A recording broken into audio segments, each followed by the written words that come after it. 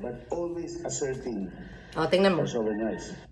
Kahapon naman, tagumpay na nakadikit ang MV Lapu-Lapu sa nakasadsad na BRP Sierra Madre sa Ayungin Shoal para sa resupply mission at pagpapalit ng mga nakadestinong sundalo roon. Sabi ng China dahil yan sa pagbigay nila ng permiso sa Pilipinas. Pero ayon sa PCG at DFA, hindi humihingi ng permiso ang Pilipinas sa China. Okay, so ngayon, sabi nila bakit ang tawag nito, bakit successful ang resupply sa Sierra Madre? Kasi, sabi ng BRP Sierra Madre, sabi ng China, kasi nanghingi sila. Ibig sabihin, nanghingi sila ng, ang tawag nito, approval. Of course, sabi nitong taong ito, hindi kami nanghingi ng approval, and then, makinig kayo next. Alam mo yun, yung bang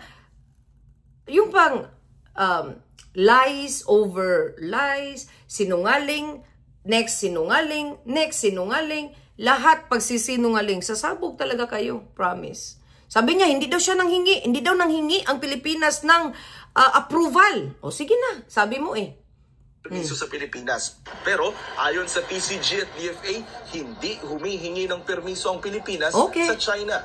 We're not asking the permission of China when we inform them of it. We tell them this way, under international, we will do this. And we expect that you will not cause trouble. Ito na. So, ibig sabihin, hindi siya nanghingi ng approval, pero nakipag-usap sila. Anong sabi niya? We tell them this way. So, ibig sabihin, nakipag-usap sila. Sabi niya na, we will do this. You don't intervene. Charot. Lukuhin mong lelang mo, sir. Kapal ng mukha mo din, sira. Alam mo anong tawag dyan? Palamuti sa mga sinasabi. Pero pareho pa rin yan. Ibig sabihin, nakipag-usap kayo. Yun talaga yan. Tapusin muna natin ito. We will do this. We will do this. And we expect that you will not cause trouble.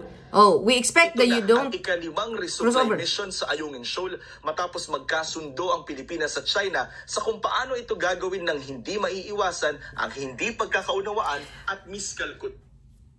Matapos nakipagsundo ang Pilipinas. Nakinig kayo? Ay mission sa Ayungin Shoal matapos magkasundo ang Pilipinas sa China sa kung paano ito gagawin ng hindi maiiwasan ang hindi pagkakaunawaan at miskalkulasyon. Para sa GMA Integrated... Matapos makipagsundo sa China. Ano ibig sabihin yan? Paano ba kayo magkasundo kung hindi nyo kinausap? Kahit anong gawin nyo, kayo ang nakipag-usap. Kaya kayo pinayagan. Kasi pag hindi kayo nakipag-usap sa China, etech ang mangyayari. Okay? Tingnan mo anong mangyayari pag hindi kayo makipag-usap. Ganito ang mangyayari pag hindi kayo makipag-usap sa China. Hinaras at hinarang ng mga barko ng China ang mga barko ng BFAR na nagsasagawa ng pag-aaral sa Sandy Cay sa West Philippine Sea. Panghihimasok daw ito ayon sa China. Pero sagot ng Pilipinas, illegal ang kanilang ginawa. Nakatutok si Jonathan Andal. Ang helicopter na ito ng People's Liberation Army Navy ng China, malapit ang pinaibabawan ang rubber boat na sakay ang mga tauhan ng BFAR o Bureau of Fisheries and Aquatic Resources. Pupunta ang bangka sa Sandy Cay 2 and 3 para sa Marine Scientific Survey at para kumuha ng sample ng buhangin para pag-aralan. Sabi ng Philippine Coast Guard, panghaharas ito. Napakadelikado raw ng propeller wash o yung hanging binubuga ng helicopter para manatiling nakalutang. Yung impact nito sa bangka, there is a very high possibility na tumaob yung rubber boat. Pati barko ng China Coast Guard tila gusto raw banggain ang vessel ng BFAR. Buti na lang at nakaiwas ito. Nakalapit sa Sandy Cay 3 ang rubber boat ng BFAR pero hinarang sila roon ng speedboat ng China Coast Guard at hindi pinayagang makababa. Wala namang nasaktan pero napuwersa ang PCG at BFAR na suspindihin muna ang plano nilang pagkolekta ng buhangin. We have to deal with them professionally. We should not be instigated. And this kind of bullying should not be result to an escalatory response. Nangyari ito kahapon ng umaga, 5 nautical miles o halos 10 kilometers mula sa Pag-asa Island. Depensa naman ng China Coast Guard, wala raw permiso mula sa gobyerno ng China. Ayun. Ang anilay panghihimasok doon ng Pilipinas. Pati na ang anilay illegal na tangkang pagtuntong at pagkolekta ng buhangin doon. Itinaboy raw nila ang mga barko ng Pilipinas alinsunod sa kanilang batas dahil may soberanya raw ang China roon. Patuloy raw ay patutupad ng China ang batas at pagprotekta sa kanilang karapatan sa karagatan nasasaklawan daw nila. So bakit pinigilan ng China? Kasi hindi sila nanghingi ng permiso. The same day ito the same day. Friday. The same day. So meaning ang inyong Marcos admin gustong paikutan ang China. So naghingi sila ng permiso sa resupply and then hindi sila naghingi sa yung mga researcher. O anong ginawa? So, of course, yung resupply, walang humarang sa resupply. Bakit? Kasi nagkasundo sila. Panglima na nga daw yan Panglima na nilang resupply mission na walang problema kasi nagkasundo sila. Anong ibig sabihin na nagkasundo? Di ba? Nagkiusap ang Pilipinas. Simple as that. Nakita mo naman ang China. Amin yan, amin yan, amin yan.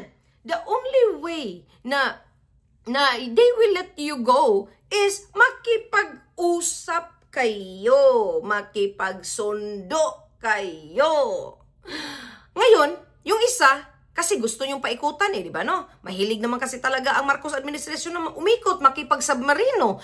Alam nyo na po yan, matagal na ang Marcos administration ay mahilig sa sinasubmarine. Mahilig po ang Marcos admin na sumasubmarino po. Kaya, hindi pumapayag ang China. Anong sabi ng China? Hindi kayo naghingi ng permiso. Kaya, anong ginawa? Bumalik na lang sila. Pero, ang Sierra Madre, okay. Natangkang pagtuntong at pagkolekta ng buhangin doon. Itinaboy raw nila ang mga barko ng Pilipinas alinsunod sa kanilang batas dahil may soberanya raw ang China roon. Patuloy raw ay patutupad ng China ang batas at pagprotekta sa kanilang karapatan sa karagatang nasasaklawan daw nila. China is blatantly violating. Isa pa din yan anong gagawin niya? Mag-file na lang ng... Dahil sa bagong insidente, sabi ng DFA o Department of Foreign Affairs, maghahain ulit ang Pilipinas ng diplomatic protest. So pang-ilang diplomatic protest na ang inyong inihain? Pang-ilan na, di ba? So, pero, kung makipag-usap kayo sa China, anong gagawin niya? Pero, ayon sa PCG... So, pero kung makipag-usap kayo sa China, anong gagawin ni China? Kahapon naman, tagumpay na nakadikit ang MV na Bulaco sa nakasadsad na BRP Sierra Madre sa Ayungin Shoal. Kasi? Para sa resupply mission at pagpapalit ng mga nakadestinong sundalo roon. Kasi? Sabi ng China, dahil yan sa pagbigay nila ng permiso sa Pilipinas. Pero, ayon sa PCG at DFA, hindi humihingi ng permiso ang Pilipinas sa China. Hindi sila humihingi ng permiso, pero nakipag-usap sila. Okay, sabihin mo na, kahit ano pong sabihin mo, nakipag-usap kayo. Yun lang yun, di ba?